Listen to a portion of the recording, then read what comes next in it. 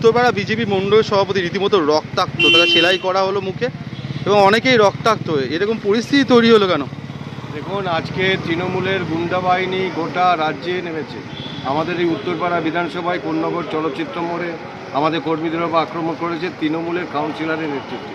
এবং আমাদের এই যে মণ্ডল 2, মণ্ডল 3, মণ্ডল 4 পুলিশের সামনে এসছে, পুলিশ দেখছে, অথচ তৃণমূলের গুন্ডারা রাস্তায় গুন্ডামি করছে। আজকে যে কারণে গোটা রাজ্যের মানুষ একত্রিত হয়েছে, উই ওয়ান্ট জাস্টিস। আজকে বিজেপি সেই নেতৃত্ব দিচ্ছে বলেই বিজেপিকে তারা টার্গেট করেছে, কিন্তু মানুষ এদের উপযুক্ত জবাব। উত্তরপাড়া কোন্নগর মিলে টোটাল কতজন আক্রান্ত হয়েছে? এখন অবধি তো উত্তরপাড়াতে 10 জনের মতো আছে। তার আগে আরও 5 জন, কোন্নগরের 5 জন ট্রিটমেন্ট করিয়ে গেছে।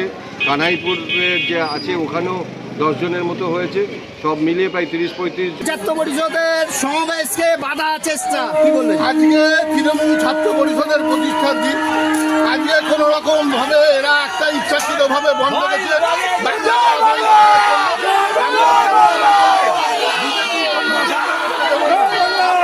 সাধারণ মানুষকে নিয়ে আমরা দলীয়গতভাবে সমস্ত মানুষ এসে তারা অবরোধ করেছিল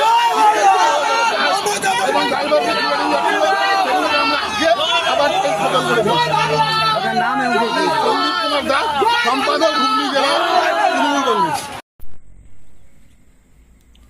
হিন্দ মোটর স্টেশনে বিক্ষোভকারী বিজেপি ও তৃণমূল দুই পক্ষের খণ্ডযুদ্ধে মাথা ফাটল বিক্ষোভকারীদের।